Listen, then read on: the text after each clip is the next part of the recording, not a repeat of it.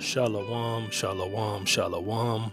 Banyam Yasha'Allah, Banyam Tazadak, Banyam Malak, Banyam Sha'abadiam, Barakatham, Bahashim Yahawah, Bahashim, Hamashiach Yahawashai, Ka Halayim, La Yahawah Tamyad.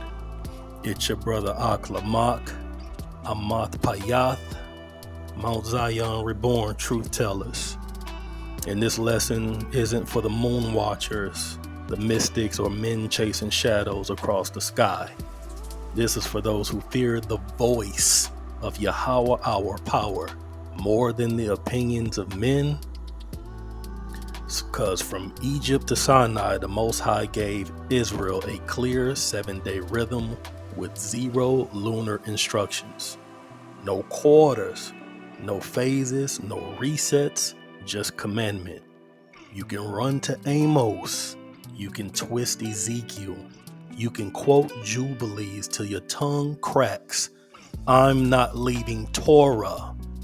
And if you're not hearing the law, then your prayer is filth.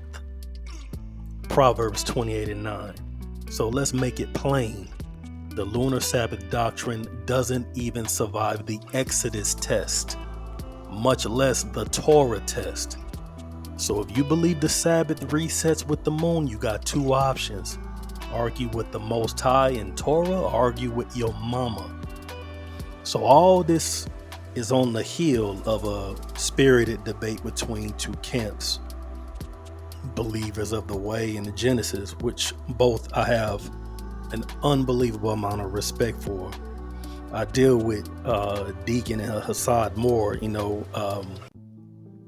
and I know a lot of people don't really like Genesis, but I don't take Deacon and Hassad like that. You know what I'm saying? To me, even when they get on you, it's funny. You can't take yourself seriously. So, that's cool. I don't care about any of that. Just don't disrespect me. So, and because I demand respect back, I always give it. You know what I'm saying? So when it don't get brought back to me it's spiritual betrayal. And it cuts deep because I approach all my brothers with honor, not flattery, but a genuine brotherly respect. I call you a mighty warrior in this truth, not because I worship men or need your co-signature. It's because I've been taught to honor my brethren. So you reach out like a man of peace, not to have a debate, but to build, to correct if I need to correct them, and to be corrected if I need to be corrected. But how did Ariella, Amanda, from House of Bread respond? Not like a brother, but like a clamorous woman. So this is my final nail in the coffin on the Lunar Sabbath. And like I said before, it don't survive the Torah test. That's why you keep running from Torah to proof it up. This is the book of Exodus chapter 12, verse 2. And this is going to start point for point in Torah to show you your doctrine is ludicrous.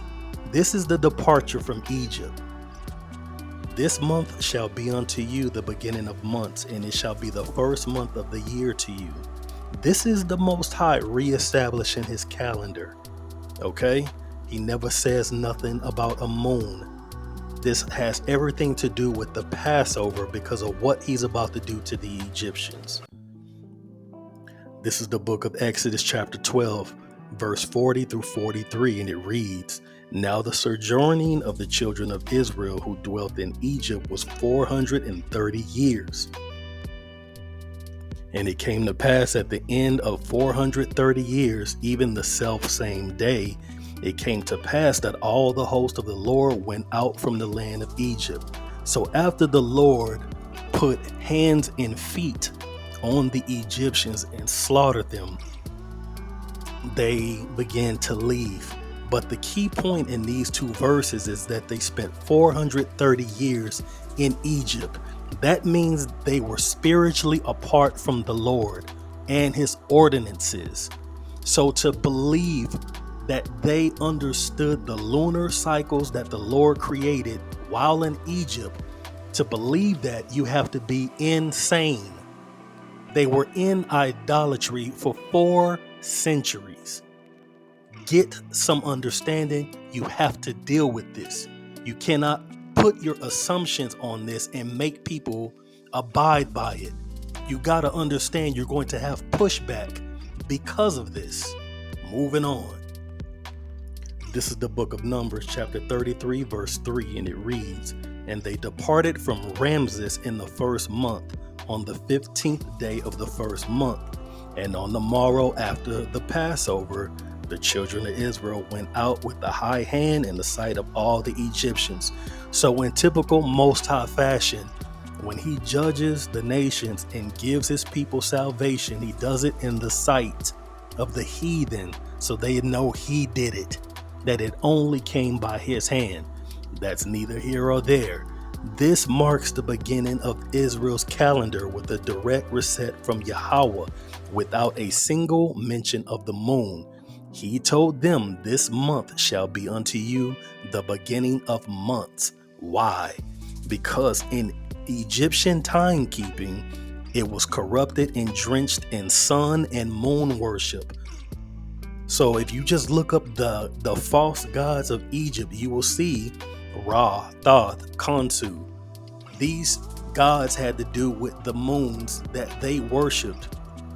So the first thing the Most High did is to erase that from them. But he never says anything about a moon. And they were being fashioned for his law by his voice. Israel had to be retrained. Yahawah didn't say follow the moon to determine your Sabbaths. He said mark this month and count from there. There was no instruction about moon phases, quarters, or invisible days. Only clarity, only order. Yahawah's reset of time was tied to judgment, not nature. He smote Egypt's firstborn and smote their gods. He was breaking their system, including their calendar. Why would he deliver Israel from Egypt's bondage just to keep them under Egypt's moon god timekeeping?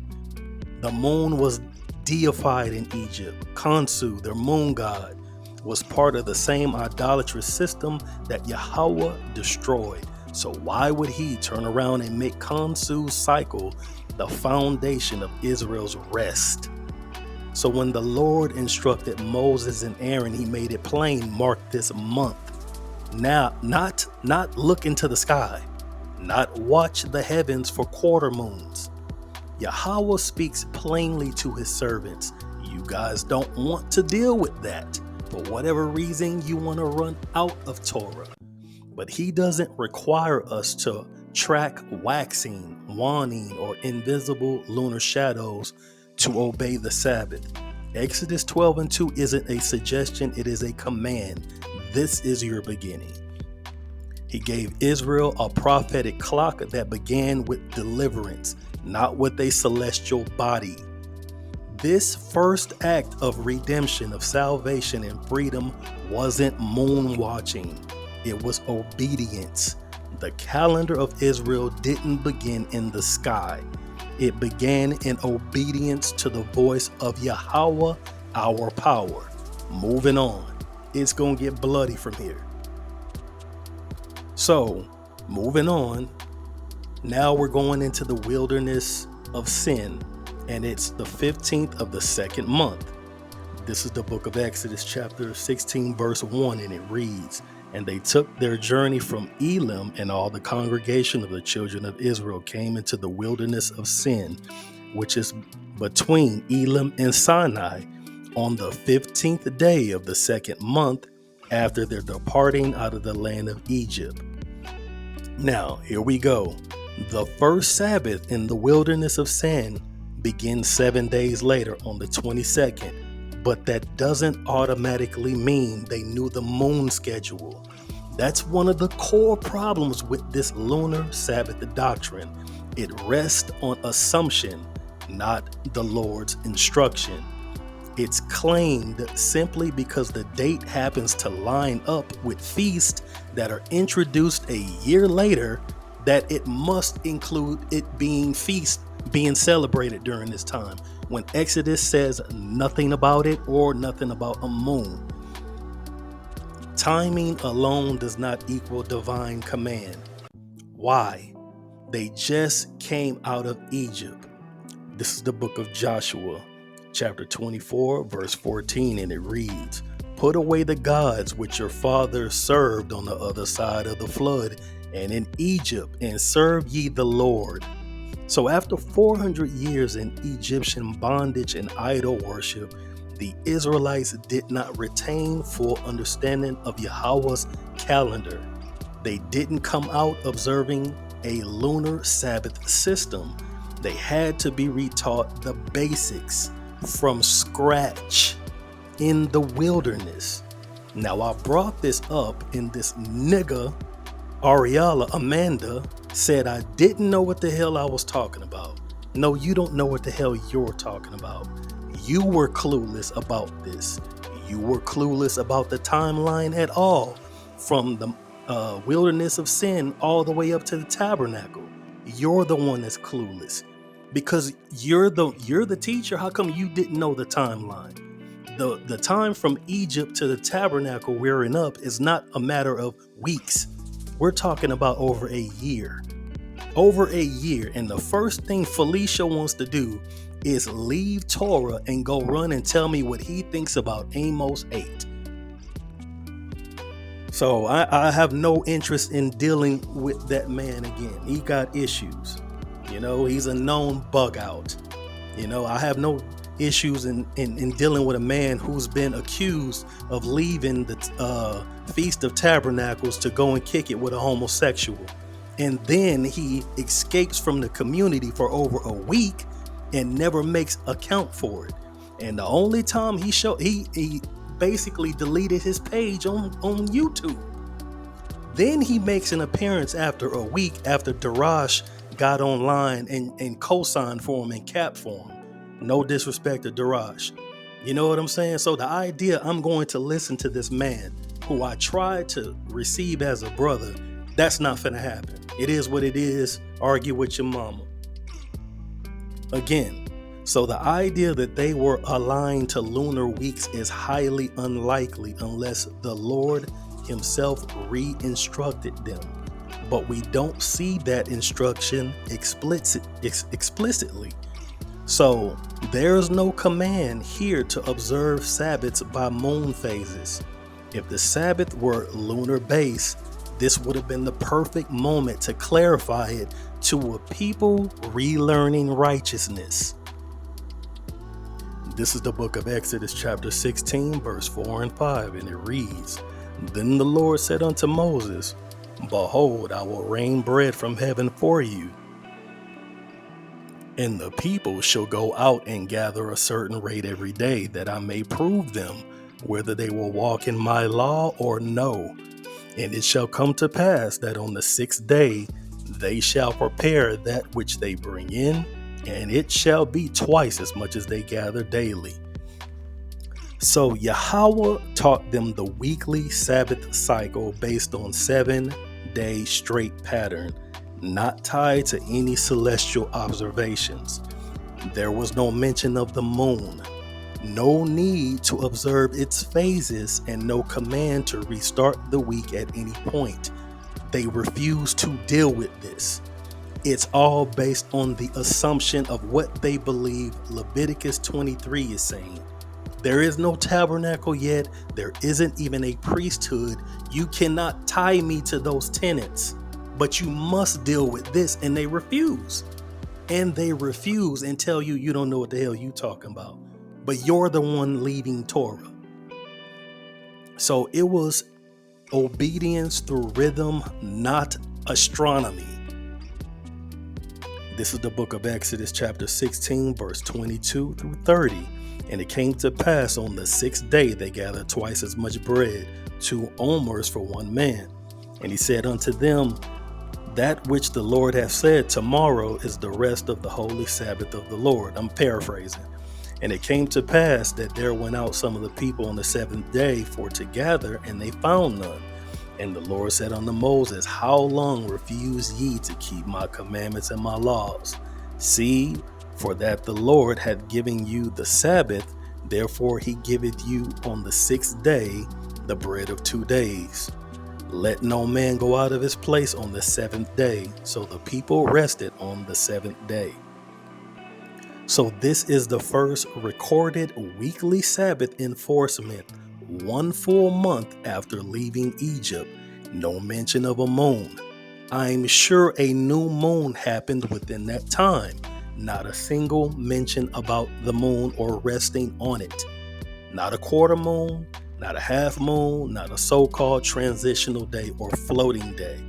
Just a repetitive 7-day cycle taught through daily bread, manna being fallen from heavens. So, if the Sabbaths were based on lunar cycles, this would have been the moment for the Lord to say so.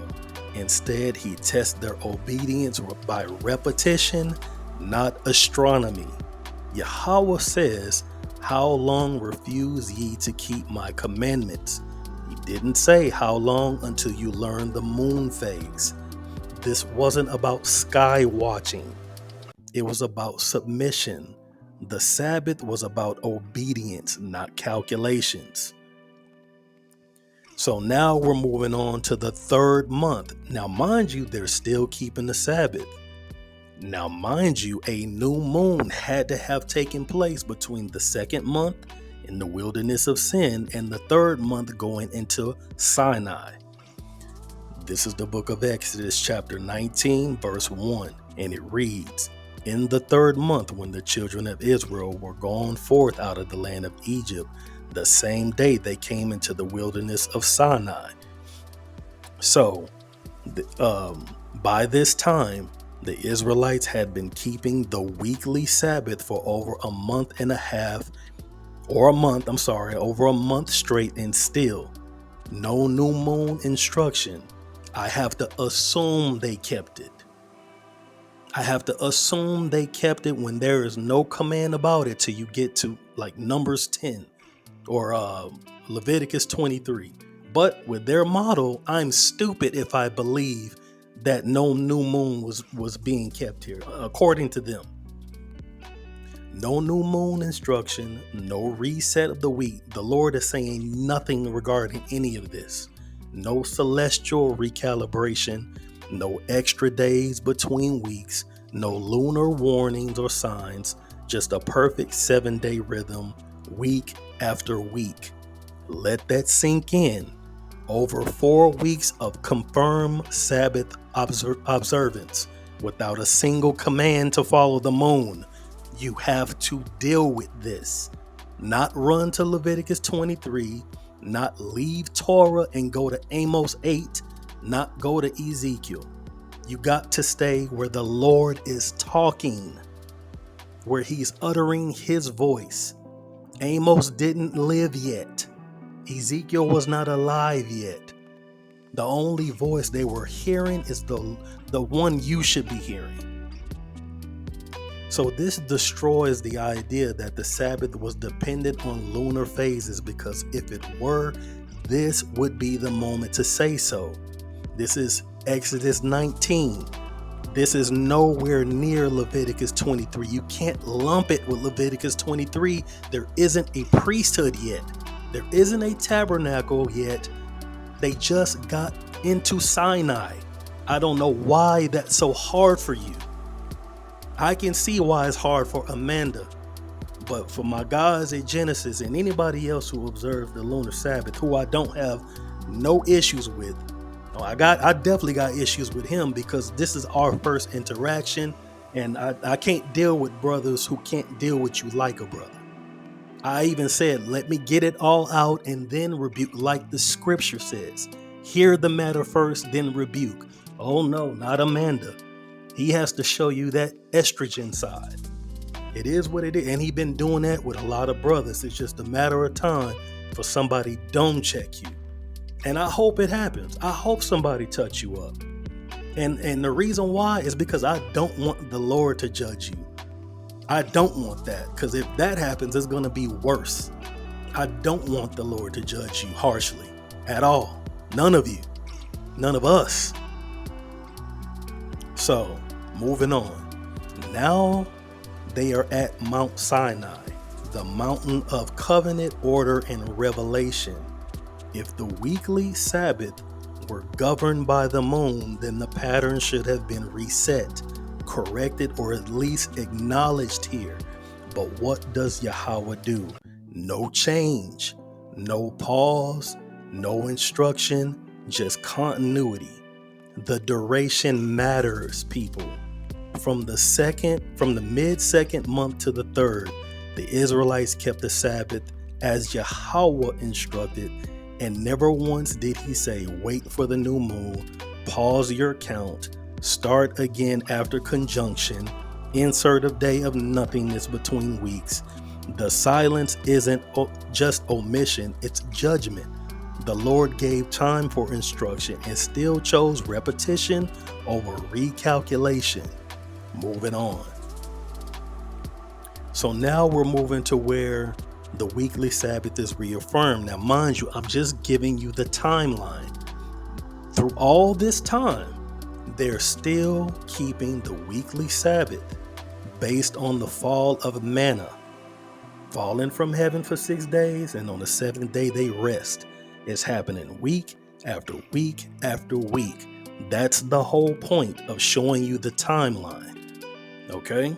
Just keep that in mind, because Amanda couldn't fathom where the timeline was coming from. I couldn't remember the whole timeline because I wasn't in study mode. I just wanted to build with brothers. I didn't even have a Bible open. I had to go and open one just to be a part of the conversation. He was in debate mode, and he wasn't even debating last night. And he turned up. For what? You are amongst your brothers. What are you turned up for? What are you telling me to shut up for? Why is that? Why do you have that on your mind, bro? Why is that on your spirit? I don't need you to teach me. You're not a teacher to me. If I gotta teach you Torah, you're not a teacher to me. It is what it is. This is the book of Exodus, chapter 20, verse 8 through 11. Remember the Sabbath day to keep it holy. 6 days shalt thou labor and do all thy work. But the seventh day is the Sabbath of the Lord thy God. In it thou shalt do no work. For in 6 days the Lord made heaven and earth, and rested the seventh day. Wherefore the Lord blessed the Sabbath day and hallowed it. So right here, Yahawah reminds them not of a moon-based schedule, but of a creation-based pattern for 6 days and rested the seventh. He didn't say watch the moon and then start your count. He says remember the Sabbath. What were they to remember? The only thing they knew about the moon was the moon god in Egypt. So it was imperative for the Lord to tell them about a moon cycle if the Sabbath was based on it, if it was based on a date pertaining to the moon. But what they learned in Exodus 16 was 6 days of work and a seventh day rest. No astronomy, no sky watching, just obedience to the voice, the one you keep ignoring. If Sabbaths were tied to the moon, then Exodus 20 would say every 8th, 15th, 22nd, or in the first of the month, new moon, is the Sabbath. That's what it would say here. It doesn't say it because that wasn't the command. He tied it to creation, not conjunctions. This is the official written law. The official written law of Yahawah pertaining to the Sabbath does not mention a moon. You're adding to the law. That's what you're doing. This is law as is written in Exodus 20. Given by the voice of the Most High himself before all Israel, and it is completely silent on moon phases. If the Sabbath was lunar, the regular weekly Sabbath, its regulation would be stated plainly, just as all his other laws are. Do not commit adultery. You don't have to learn later about a moon tied to that, because it's already Torah law. So you don't hear anything about a moon. Right here on my 10 Commandments plaque, you don't see a moon there, because that's not the command. Moving on. So now we're moving on to the part where I actually touched on last night and just got so rudely, got a rude talking to, like a mama telling their kid to go clean the bedroom. Bro, I'm not dealing with a feminine man. Again, period. I'm not having it. There is no way I'm dealing with you no more. I can forgive you, but you will never speak to me online again. Now, if I see you in person, then we can deal as brothers. Then we will see where all that shut up stuff comes from. We're going to see if that shut up stuff is coming out at that point. We're going to see. Now, the Sabbath was given with a death penalty before there was any word in Leviticus spoken. No Leviticus 19, no Leviticus 23, no Leviticus 1. This is the part I touched on the most, but I didn't have a Bible. Like I said, I had to go and search because I wasn't trying to debate or speak with Amanda. I called to speak with Deacon and Hassad. We got history. Whether they think they cut me or I think I cut them, it doesn't matter. We didn't receive each other harshly. You know what I'm saying? They believe what they believe. I believe what I believe. We don't deal with, even if they cut on me, to me, it's funny because I don't take them like that. You know what I'm saying? Not once have they ever disrespected me as a man. And that's all I ask. That's all I ever ask. Because I demand respect because I give it. You know what I'm saying? So, it is what it is. So this is Exodus 31. Verse 14 and 15, and it reads, Ye shall keep the Sabbath therefore, for it is holy unto you. Everyone that defileth it shall surely be put to death. For whosoever doeth any work therein, that soul shall be cut off from among his people. 6 days may work be done, but in the 7th is the Sabbath of rest, holy to the Lord. Whosoever doeth any work in the Sabbath day, he shall surely be put to death. So by this time, the Sabbath is no longer just a test. Same thing I was saying last night. There's a death penalty attached. It's legally binding under penalty of death. And still, after all these weeks of observance, all this time since the Exodus from Egypt, there's still not a single mention of the moon. Let that sink in. They've been keeping the weekly Sabbath every week. Every week. Still no mention of the moon. This is the point where it's literally etched into physical stone, brought down from Moses. And if you don't keep it correctly, if you defile it, you die.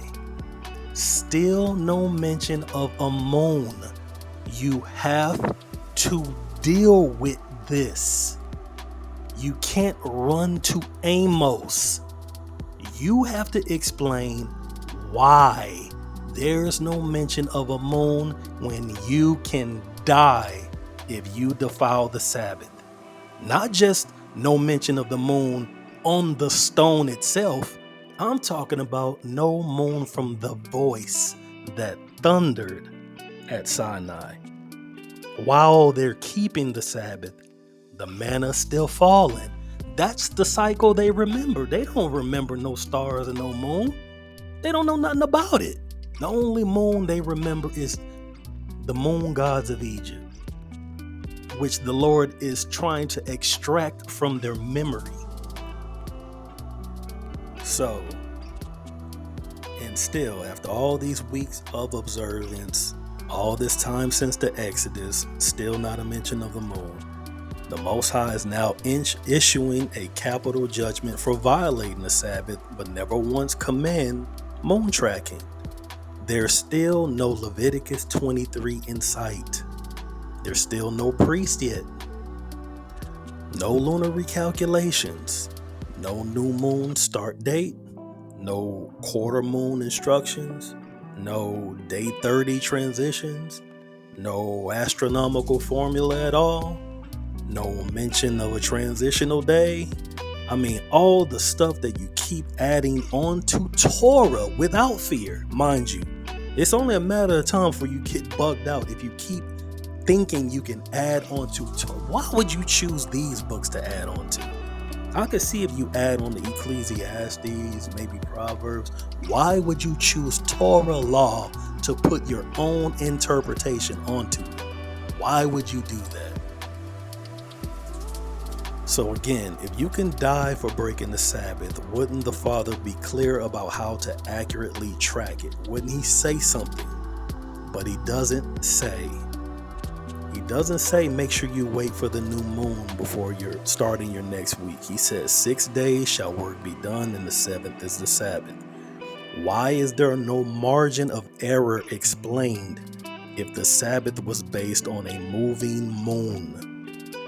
Even if one miscount could lead to death, one minor infraction could lead to death, wouldn't a lunar Sabbath require constant clarification so they can get it right? But there is none. You have to deal with that. Why isn't it? Because that's not how his weeks work. It's not lunar, it's linear. A perpetual cycle established from the foundation of creation, reinforced in the wilderness, and now enforced under divine judgment, all without lunar reference. And not just once, but repeated over and over and over. Now, this is when it starts getting spooky. This is the golden calf incident. Moses went up into the mountains for 40 more days. This is the book of Exodus chapter 24 verse 18. And Moses went into the midst of the cloud and got him up on the mount. And Moses was in the mount 40 days and 40 nights. That's 40 more days of keeping the Sabbath weekly. Not a single mention of the moon. Still no priesthood. Not a command, not a correction, not a hint, nothing. Another entire month passes, and still the Most High never says, you forgot to restart your week at the new moon. No, you miscounted your Sabbaths. No, you don't have to worry about anything because now we're on a transitional day. No, you're not aligned with the heavenly bodies. Why won't they acknowledge this? I haven't the slightest clue. Why do they keep trying to leave Torah to prop up this nonsense is beyond me. There's no new moon reference, no moon reference at all. It's all assumed under the lunar model. I don't know why you can't get that. So it's over a whole different month now, right? 40 more days. They still keeping the Sabbath, still no moon. This is the book of Exodus chapter 32 verse 1. And when the people saw that Moses delayed to come down out of the mount, the people gathered themselves together unto Aaron and said unto him, Up, make us gods which shall go before us. For as this Moses, the man that brought us out of the land of Egypt, we would not. What is become of him? So while Moses is up receiving the covenant, the people fall into idolatry.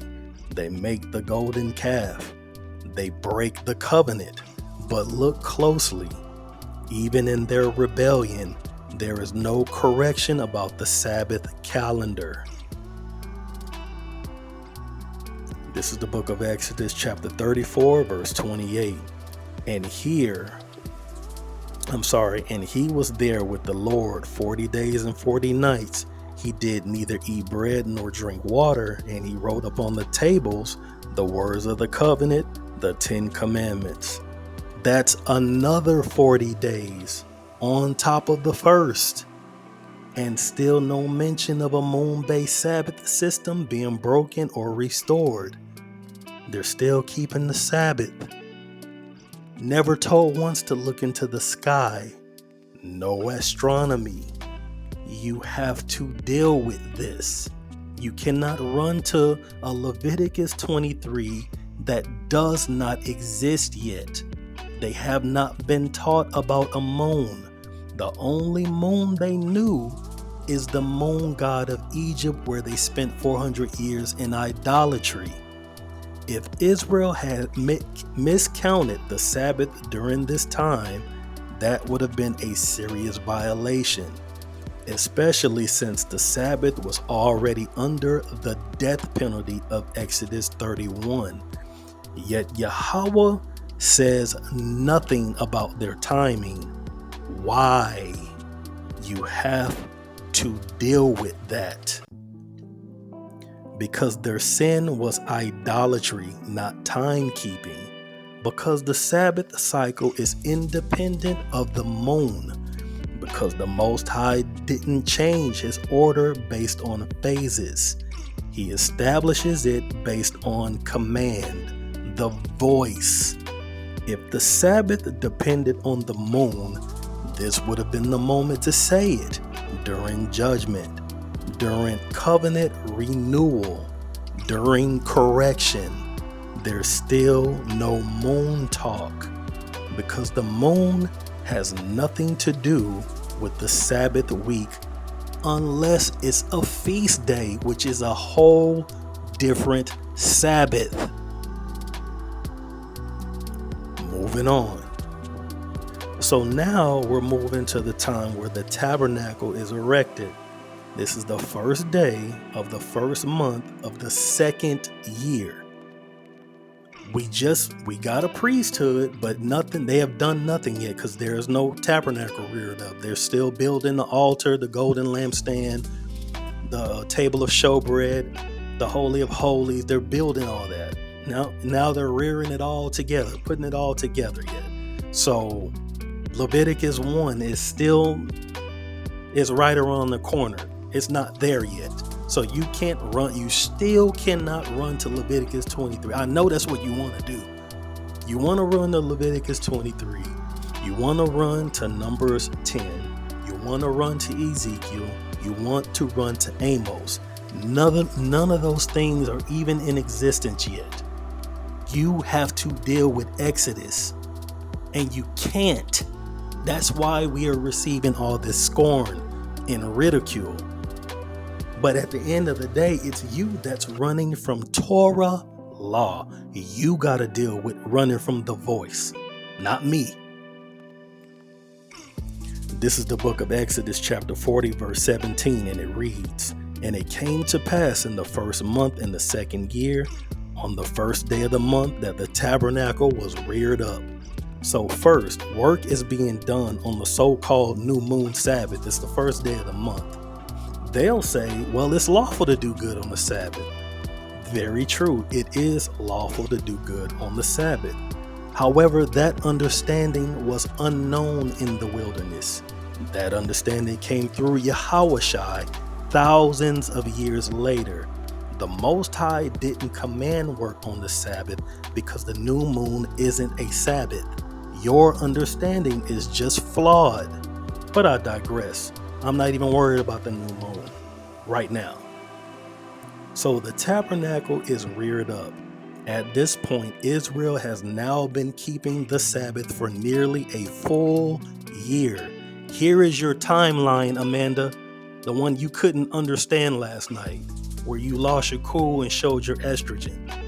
Here's your timeline. This is a whole year of Sabbath keeping without a moon, and there's a death penalty attached for violating it. Leviticus 23 cannot be a foundational scripture. If you can't get that, you're just dumb as hell. It is what it is. So at this point, they've been keeping the Sabbath for nearly a full year. And during that time, they've gone through the manna cycle, Exodus 16, the Sinai encounter, Exodus 20, the golden calf incident, Exodus 32 through 34, the tabernacle instructions, Exodus 25 through 31. And still, hundreds of days passed, dozens of Sabbaths, multiple covenantal events. There is still zero mention of a lunar Sabbath. This is no oversight. This is no editing error. This is no forgotten detail. The Most High is the master teacher. He gave them food from heaven. He gave them his law in fire and thunder. He gave them instructions for judgment, mercy, and worship. He gave them everything they needed to obey him, and the moon was never part of it. And if he had intended Israel to track Sabbaths by lunar phases, this year-long boot camp in righteousness from Egypt to the tabernacle would have been the perfect place to teach it. But he didn't, because that's not how his weekly Sabbaths work. Let the timeline do the speaking, because you don't want to hear it from your brothers. They've now observed the Sabbath for a full calendar year, under miracle, murmuring, judgment, instruction, and restoration, with zero celestial tracking. That's not forgetfulness. That is order, the order from the voice from above. So now we're moving into Leviticus 23, where the Sabbaths and feast are taught. This is where the calendar is officially laid out by divine command, and Yahawah himself distinguishes between what's date-based and what is weekly set apart. This is one of the strongest death blows to the Lunar Sabbath Doctrine, and I've already nailed the foundation. The silence is deafening as it pertains to watching the sky. So now let's sharpen the contrast between the weekly Sabbath and the dated feast, and add scriptural and logical weight to the conclusion. This is the book of Leviticus, chapter 23, verse 1 through 3, and it reads, "And the Lord spake unto Moses, saying, Speak unto the children of Israel, and say unto them concerning the feast of the Lord, which ye shall proclaim to be holy convocations, even these are my feast. 6 days shall work be done, but the 7th day is a Sabbath of rest, and holy convocation. Ye shall do no work therein. It is the Sabbath of the Lord in all your dwellings." So here the Most High begins to lay out the full calendar of holy convocations. Passover, 14th day of the first month, date-based. Unleavened bread, 15th day. First fruits, Pentecost, trumpets, atonement, tabernacles. Each of these annually feasts is tied to a specific date, counted from the new moon of the month. But before any of those feasts are listed, he starts with the weekly Sabbath, because in order to keep his feast, you had to first master what it is to do on the Sabbath. That's why it's listed there, because it's not the foundation for the Sabbath. You've been misguided.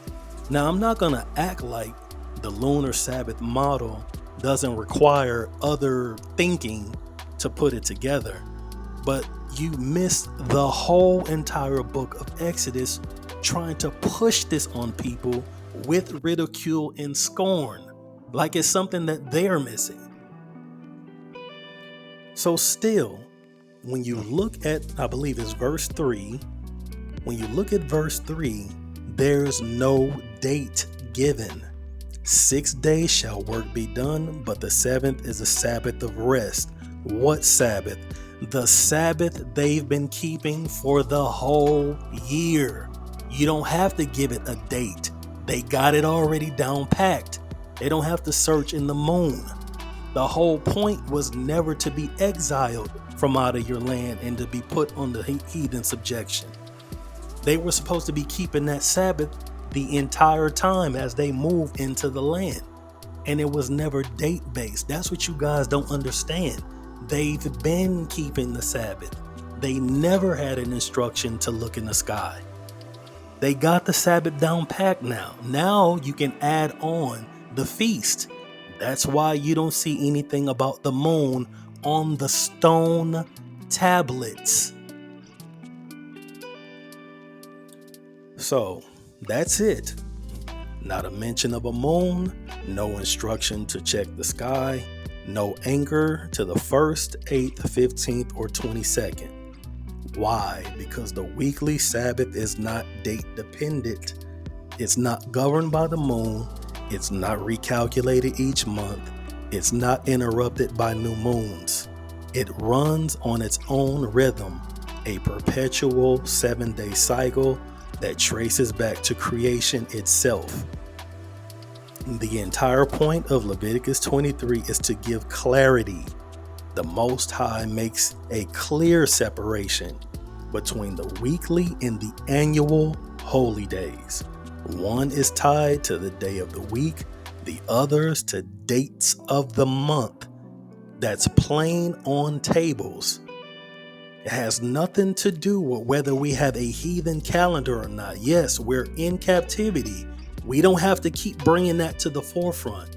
It's not a desire to want to hold on to the Gregorian. I don't care about a Gregorian calendar. You're not going to keep the law perfectly. In captivity, we're doing rehearsal. That's the whole point, a contrite heart. That's what the Most High is looking for. Yahawah is going to sort out everything when he gets back. That sort of righteousness ain't coming from camps. It's just not. You're not going to get us in perfect order. That's why we have these get-togethers and these builds. No way should it have taken on the contention that it did when it wasn't even a debate. I can take correction. Look, I don't even like being seen. I like to fall in the back. I'm 6'5", 290 on a good day. So I'm not trying to be seen. I got a big man complex. You know what I'm talking about? I don't need to be out on the forefront. And I definitely ain't worried about what some little nigga say. I'm not worried about no man in Israel, no man on the earth, period. And I know I got a temper. That's why I don't click on people unless it's absolutely necessary. And I'm not finna keep going through this with people.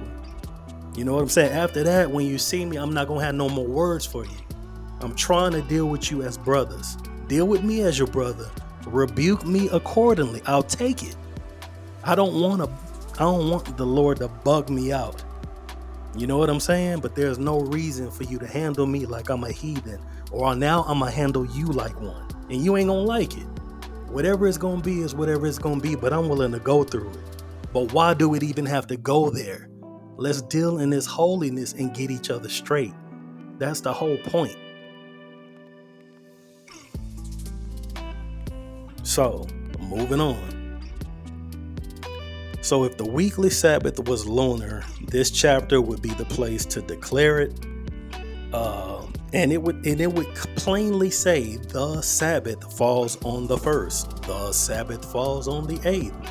The Sabbath falls on the 15th. The Sabbath falls on the 22nd. But you don't see that in Leviticus 23. It has to be assumed that it's based on the annual feast days. And it's just not, because that's not the command. So by this time, Israel had been keeping the Sabbath for a full year. They had been judged for disobedience. They had reared up the tabernacle. They heard the law at Mount Sinai, and now they received the feast calendar directly from Yahawah, and still the weekly Sabbath remains completely independent of the moon. That's not a coincidence. That is divine clarity. Why do you want to keep running the Amos, Ezekiel, Jubilees, Enoch, or moon charts when the doctrine can't even survive Exodus? So they'll dig through the prophets, jump to apocalyptic visions, stretch symbolic language, all to defend a doctrine Yahawah never spoke. Not once. But here's the key. They don't actually want to hear his voice, because his voice, as I just shown in this last lesson, it shuts down their doctrine. You have to run away from the voice of the Lord to prop up the Lunar Sabbath model. That's why it's retarded. Exodus 16, Yahawah says keep it every 7 days. Exodus 20, Yahawah says remember that Sabbath. Exodus 31, Yahawah said break it and die. And then comes Leviticus 23, where Yahawah separates the weekly Sabbath from the altar, from the lunar feast. And never once did he say count the moon. So why do they? Like I said, they'll leave Torah, the very covenant they claim to keep, to chase man-made charts, Babylonian cycles, and mystic writings. It is absolute madness. And if it's not, I just laid out a timeline, and you're going to have to go into Torah. You can't go to Leviticus 23 when it didn't exist during the year. You have to show the command without Leviticus 23. Ezekiel wasn't there.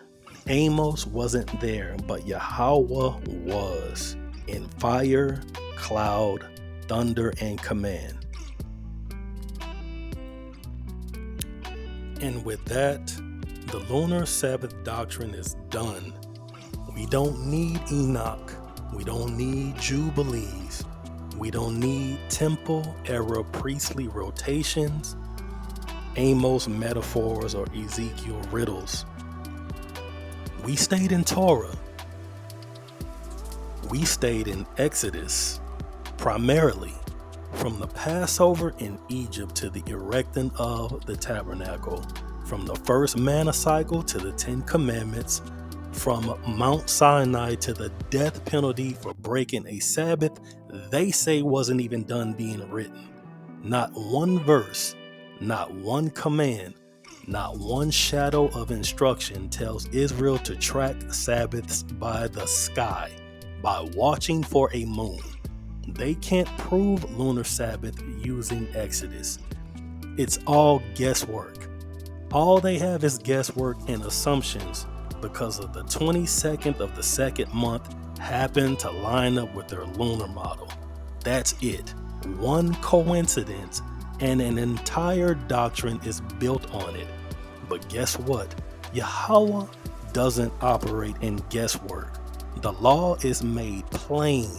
So if you break it, his punishments are just because you knew better. He gave a clear pattern, a spoken law, and a repeated test. He never said, watch the moon. He said, remember the Sabbath. And if your doctrine can't stand on Torah, it's not worth standing on at all. And I'm willing to bet your bottom dollar, nobody who believes in the Lunar Sabbath will respond to this video and refute the points that I made in Torah. And you want to know why they can't refute it? Because you can't go to Leviticus. You can't even go to Leviticus 1 to refute something that took place in Exodus, because there weren't even a priesthood or instructions pertaining to feast or the altar. And that's the dagger. Why you keep running to instructions pertaining to the feast, the annual feast, and the altar? Because you have to have sacrifices on all the feasts, which means every day counts. Ain't no transitional day. The Most High requires blood every day. There is no transitional day. Even the short mention of it as it pertains to the Day of Atonement, the Most High still required that blood. So it's not like command stop, instruction stop, laws stop, or the manna. The manna falls.